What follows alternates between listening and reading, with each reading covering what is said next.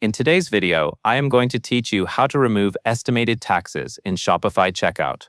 This change is managed inside your Shopify admin, in your tax collection settings. Before you begin, it is important to understand what this does. You are not just hiding a line in checkout. You are turning off tax collection for the regions you deactivate. That means customers in those areas will no longer be charged sales tax through Shopify, and the tax amount may show as zero, or the tax line may disappear entirely. Start by opening your Shopify admin. From the left side menu, go into Settings. Then select Taxes and Duties. This section controls how Shopify calculates and collects taxes across your store.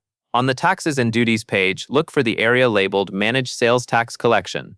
In that section, you will see a list of countries where tax collection is configured. Click on the country that applies to your store, such as the United States. This opens the country-level tax settings, where you can view and manage regions that are currently active. Next, find the region that is collecting tax. To the right of that region, click the three-dot menu, shown as 3 periods. From that menu, select Deactivate Tax Collection. Once you confirm, that region will no longer collect tax at checkout. Continue working down the list and repeat the same action for every region that is still active. The goal is to deactivate tax collection anywhere Shopify is currently calculating estimated taxes for customers.